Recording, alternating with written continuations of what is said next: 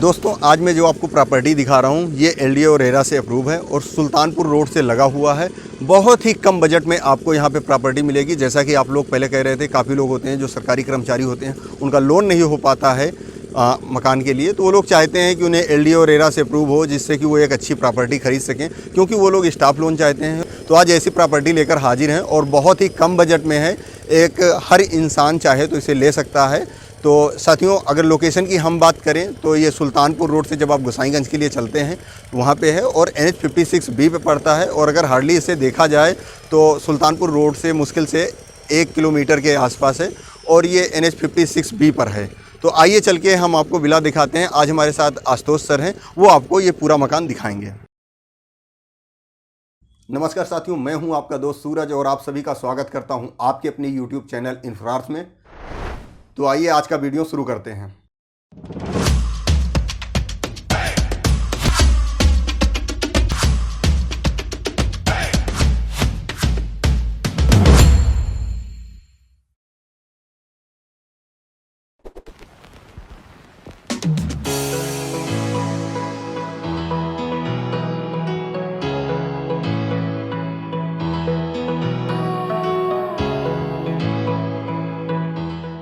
मैं आशुतोष हूँ, जिस प्रोजेक्ट को हेड करता हूँ। यहाँ पे सेल्स का पूरा चीज़ देखता हूँ साइट पे। कोई भी इंक्वायरी होती है तो आप मुझे ज़रूर बता सकते हैं। जैसा कि हम बात कर रहे हैं, ये प्रोजेक्ट हमारा है एग्जैक्टली यही 645 स्क्वायर फीट के ऊपर हमने ड्यूप्लेक्स बनाया हुआ है। इसका फ्रंट एक्सपोज ब्रिक के ऊपर आता है। हमने थोड़ा सा इसको रफ लुक देने की कोशिश की है। अगर मैं अपने ब्रोशर्स में बताऊं तो अगर आप थोड़ा सा दिखाएं तो ये कस्टमर्स के लिए जो आएगा वो एक्सपोज ब्रिक के तौर पे इस तरीके से डिज़ाइन आती है। लाइन से ये सारे रो हाउसेस कंप्लीट होते हैं। एक्सटर्नल लोड आपकी 25 फीट और 30 फीट की आती है। तो ये सारी चीज़ें हैं।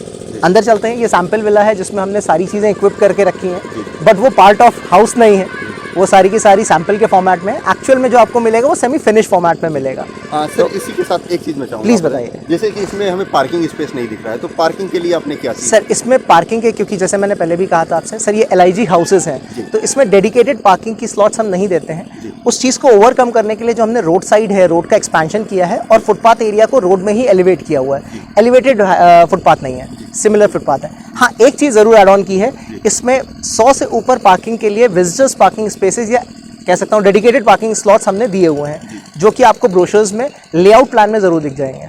तो उस चीज़ पे बात करते हैं। इसकी PDF होगी क्या? हाँ, इसकी PDF है, मैं आपको शेयर कर देता हूँ। साथियों, इसकी जो PDF है वो नीचे आपको डिस्क्रिप्शन बॉक्स में उसका लिंक मिल जाएगा, आप वहाँ से डाउनलोड करके आप देख सकते हैं। तो आइए सर चल के आपको पूरा ये मकान दिखाते हैं।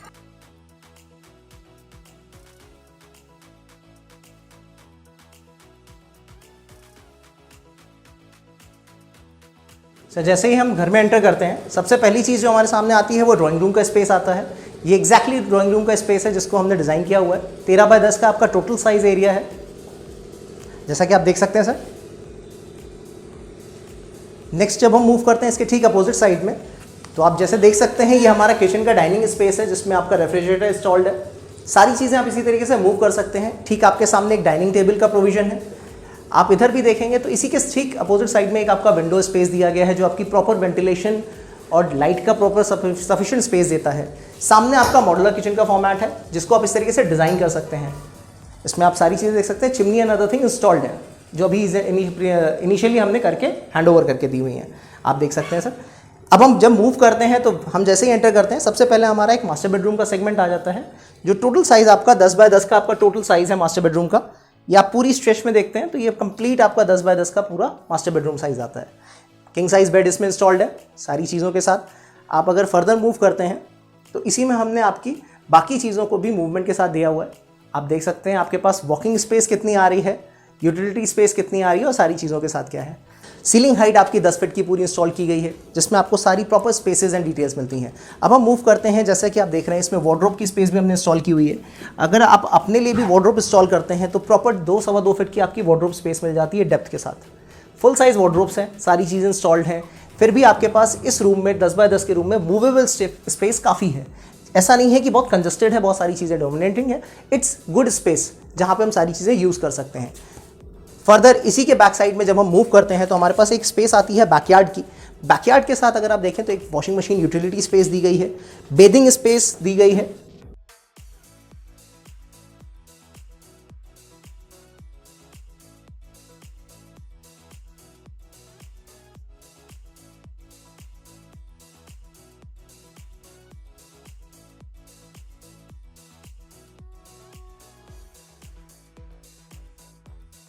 आपके पीछे बैकयार्ड में काफ़ी अच्छी स्पेस आपको मिल जाती है, सारी चीज़ें आपकी इंस्टॉल हो जाती हैं। आंगन की भी एक स्पेस अच्छी है जिसमें आपको पीछे से काफ़ी अच्छी बैकलाइट, वेंटिलेशन और सारी चीज़ों के लिए एक अच्छा इंस्टॉलेशन है। कोई चीज़ ऐसी नहीं है जो बहुत कॉम्पैक्ट की गई है, आपको सारी फ्रंट एंड बैक स्पेसेस बहुत ओपन स्पेस दी गई है, प्रॉपर वेंटिलेशन के साथ है, प्रॉपर लाइट के साथ है, maximum utilisation of electricity and light के साथ आपको चीज़ें आती हैं। अब हम दूसरे रूम में मूव करते हैं जो हमने as a kids section move किया हुआ है, किड्स रूम के फॉर्मेट पे। एग्जैक्टली आपका ये भी सेम साइज़ का है, 10 बाय 10 का आपका किड्स रूम है। सारी चीज़ें इंस्टॉल्ड हैं किड्स रूम का, kids bed and double decker size में आपकी चीज़ें प्रोसेस हैं, जैसा कि आप देख सकते हैं। इस पूरी चीज़ के मूवमेंट के साथ आपको 10 बाय 10 के रूम साइज़, सारे डायमेंशन, सारी चीज़ें, ये आपका प्रॉपर किड्स रूम के सेक्शन हो जाएगा।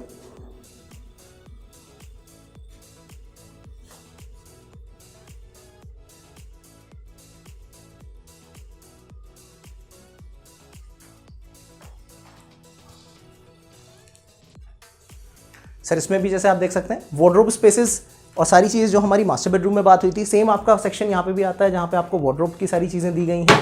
2 फीट के करीब अप्रॉक्स आपका यहाँ भी साइज़ आ जाता है। किड्स के फॉर्मेट पे एक बहुत प्यारा सा डिज़ाइनर बेड हमने इंस्टॉल किया हुआ है, आपका डबल फॉर्मेट पे है, जहाँ पे आप चीज़ों को इंस्टॉल कर सकते हैं। मैक्सिमम यूटिलाइजेशन जब हम लैंड यूज़ की बात करते हैं या यूटिलिटी ऑफ स्पेस की बात करते हैं तो सारी चीज़ें आपको दिखती हैं। पीछे अगेन आप उसी सेम साइज़ बैकयार्ड की तरफ आते हैं जिसको अभी हमने थोड़ी देर पहले देखा था, सारी चीज़ें उसमें उसी तरीके से मूव ऑन है।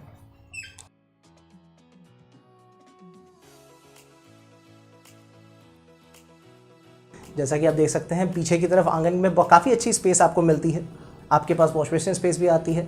जब हम आगे की तरफ अगर मूव करते हैं तो आपको देखने को मिलेगा कि WC हमारा एक इंस्टॉल्ड है जिसमें आपको सारी चीज़ें हैं, 3 बाय 3 का इसका स्पेस भी आता है। प्रॉपर फिटिंग एंड फिक्सचर सारी आपको यही सेम चीज़ मिलती हैं जो सिरा के हम इसमें इंस्टॉल करके हैंड ओवर कर रहे हैं कस्टमर्स को। सीलिंग हाइट 10 फीट की हम हैंड ओवर कर रहे हैं। आप अगर प्रॉपर हाइट की तरफ देखेंगे तो 10 फीट की हाइट है, प्रॉपर वेंटिलेशन है लाइट एंड एयर के लिए। सेम चीज़ को हम हर उसमें इंस्टॉल करके कस्टमर के साथ मूव कर रहे हैं। ये आपका ग्राउंड फ्लोर पे जो चीज़ है वो आपकी सिंप्लेक्स के फॉर्मेट में आ जाती है। एक्सटर्नल एलिवेशन कुछ इस टाइप से आता है। स्टेयरकेस का मूवमेंट है। जब हम ऊपर मूव करते हैं तो हमारा ड्यूप्लेक्स है जो कि 4 BHK कंप्लीट कंपाइल करता है। 2 बेडरूम का सेट आपका सेम सेक्शन में ऊपर है जो कि एक्सपैंडेबल फॉर्मेट में है। ये दोनों ही घर आप एक्सपैंड कर सकते हैं up to maximum height G+2 तक।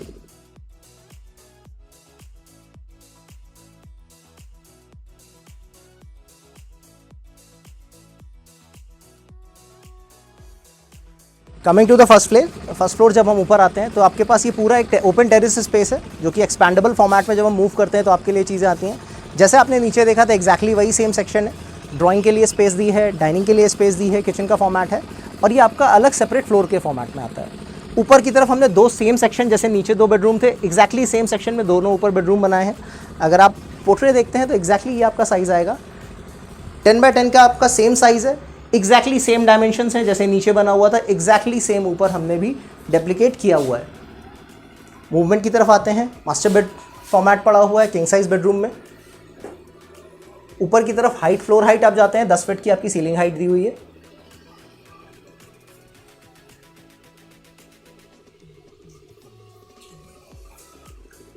सेम सेगमेंट में जैसे नीचे था वैसे ही वार्डरोब और सारी चीज़ों का सेक्शन दिया हुआ है। ठीक इसके बगल में भी हमने दूसरा बेडरूम, जैसे नीचे किड्स रूम का फॉर्मेट था वैसे ही ऊपर की तरफ हमने एक स्टडी रूम में फॉर्मेट डिज़ाइन किया हुआ है। आप इसे स्टडी फॉर्मेट कह सकते हैं, एक सीनियर रूम्स के लिए कह सकते हैं या अपना एक प्राइवेट रूम कह सकते हैं। सेक्शन अगर आप रूम साइज़ देखते हैं तो प्रॉपर ये 10 बाय 10 का रूम साइज़ है। काफ़ी कम चीज़ों के साथ इंस्टॉल्ड है। आपको सारी चीज़ें देखने को, समझने को चीज़ें मिल जाती हैं। मूवमेंट की तरफ में बाहर आते हैं।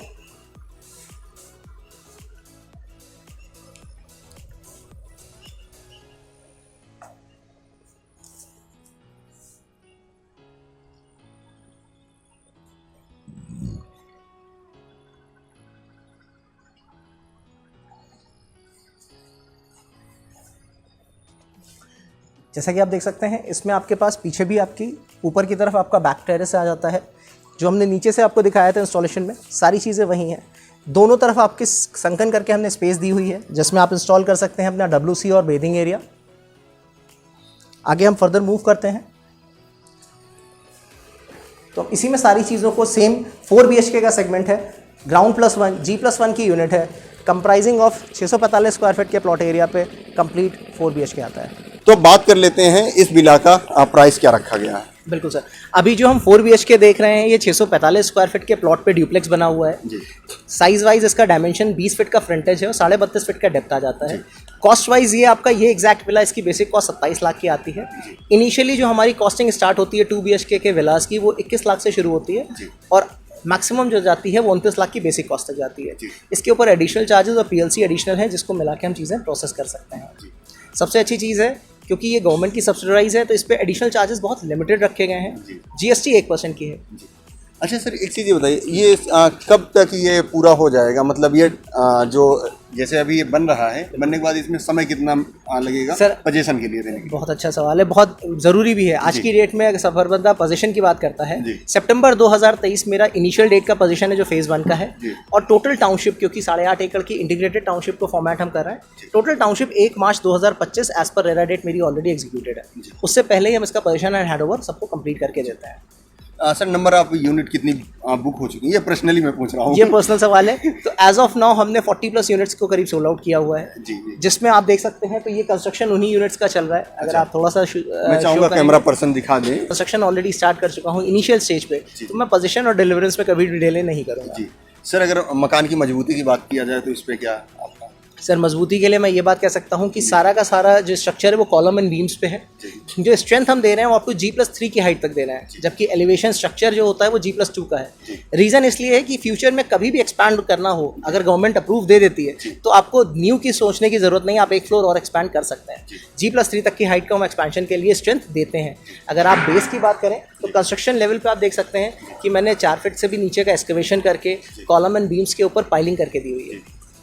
अच्छा सर, इसमें एक चीज़ ये जानना था कि जैसे आप ये जो बना के दे रहे हैं, अगर कोई 2 विला को आपस में मर्ज करना चाहे तो क्या इसके लिए अप्रूवल है आपके पास? बिल्कुल प्रोविजन है सर इसके लिए प्रोविजन है जिसे हम पार्शियल प्रोविजन कहते हैं। वो केस टू केस बेसिस पे हम सिविल के साथ डिज़ाइन कर सकते हैं कि कौन सी ऑप्शन किस तरीके से वायबल है। हाँ, बट ऐसे केसेस अगर आते हैं तो ज़रूर हम एंटरटेन कर सकते हैं, हम उनको ज़रूर देख सकते हैं। अब बात कर लेते हैं सर से इसमें जो सुविधाएं हैं यहाँ पे उनके बारे में। तो सर यहाँ क्या क्या सुविधाएं मिल रही हैं? सबसे पहली चीज़ है ये LDA की LIG हाउसिंग स्कीम के अंतर्गत आता है। तो इसमें सारे हाउसेज जो हम बना रहे हैं वो LIG हाउसेज के अंदर हैं, जिसमें प्रधानमंत्री आवास योजना का बेनिफिट उनको मिल जाता है पहले मकान होने पे। दूसरी चीज़ है टाउनशिप की अगर मैं बात करता हूँ तो ठीक आप सामने देख सकते हैं ये स्पेस है जहाँ हम 60,000 स्क्वायर फीट का सेंट्रल ग्रीन पार्क बना रहे हैं। उसके अंदर 2 badminton court, 700 feet square metre 700 metre का आपका exactly jogging and walking track बना रहे हैं। इसी के साथ साथ हम उसमें किड्स का प्ले एरिया बनाया और ओपन जिम्नेजियम है, क्योंकि इसमें क्लब की कोई फैसिलिटीज़ नहीं है तो उसको हम ओवरकम कर रहे हैं कहीं ना कहीं चीज़ों के साथ। जैसा कि आप थोड़ा सा सामने देख सकते हैं, अगर मैं बात करूं तो वहाँ पे कमर्शियल शॉप्स के लिए हमने 14 शॉप्स की स्पेसेस दी हुई हैं। टाउनशिप के अंदर आपकी एंट्रेंस 40 फीट की रोड के साथ है। इंटरनल या सेक्टर रोड हमारी 30 फीट और 25 फीट के लिए आती हैं। जितना भी आपका फुट पेडेस्ट्रियन एरिया है या वॉकिंग एरिया है या फुटपाथ जिसे हम कहते हैं, वो भी आपका रोड के साथ अलाइंड है। कोई एलिवेशन नहीं है तो आपकी पार्किंग स्पेसेस के लिए बाकी चीज़ों के लिए प्रॉब्लम नहीं आती है। दूसरी चीज़ पे अगर मैं आता हूँ तो टाउनशिप के पूरे अंदर की STP प्लांट इंस्टॉल्ड है, सीवेज ट्रीटमेंट प्लांट के लिए है। तो कोई भी खुली नालियाँ या कोई चीज़ ऐसी दिक्कतें नहीं है, सारी की सारी चीज़ें क्लीन एंड ड्राई रहती हैं। इसके साथ साथ क्योंकि आप जैसे देख रहे हैं कि हम ग्राउंड वाटर के साथ साथ भी एक्सपैंड करते हैं, तो इसमें रेन वाटर हार्वेस्टिंग सिस्टम और बाकी सारी चीज़ों को भी हमने इंस्टॉल किया हुआ है। ये सारी एमिनिटीज़ एंड फैसिलिटीज़ हैं जो हम कस्टमर को अवेल करा रहे हैं अपनी टाउनशिप पे। दूसरी और इम्पॉर्टेंट बात पे आते हैं इसके अप्रूवल्स एंड लोनिंग के लिए। तो ये प्रोजेक्ट LDA से अप्रूव्ड है, रेरा रजिस्टर्ड है, जिसमें रेरा के अप्रूवल्स और सारी चीज़ें आ चुकी हैं। सारे बैंक लोनिंग में हमारा already bank ICICI, SGFC and Canara ये ऑलरेडी प्रोसेस कर रहे हैं, चीज़ें इसमें से ऑलरेडी हो चुकी हैं। 30 लाख से अंदर की सारी प्रॉपर्टीज़ आती हैं। मैक्सिमम 90% का बैंक लोन हो सकता है। तो जो भी कस्टमर अवेल करना चाहते हैं उनको बैंक लोनिंग के साथ सारी चीज़ें बेनिफिट आ जाती हैं। सिर्फ 10% इनिशियल बुकिंग अमाउंट के साथ आप अपना बुक कर सकते हैं और बाकी पूरा पैसा आप लोन से दे सकते हैं। टोटल नंबर ऑफ यूनिट कितनी है यहाँ पे आपके पास? सर 8.5 एकड़ की मेरी पूरी टाउनशिप है, जिसमें टोटल 287 यूनिट हम बना रहे हैं। 2 फेजेस में है। अभी फेज़ 1 जो हम बना के दे रहे हैं उसमें 154 यूनिट है। अगर मैं बात करूँ तो ठीक सामने आपके 44 यूनिट ऐसी हैं जिसपे हम काम ऑलरेडी शुरू कर चुके हैं। और यहाँ से अगर देखा जाए डिस्टेंस क्या रहेगा? जैसे चारबाग रेलवे स्टेशन है सर, अगर मेजर लैंडमार्क्स की बात करते हैं, रेलवे स्टेशन चारबाग को अगर मैं काउंटर करता हूँ तो यहाँ से चारबाग का डिस्टेंस 22 किलोमीटर के अप्रॉक्स आता है।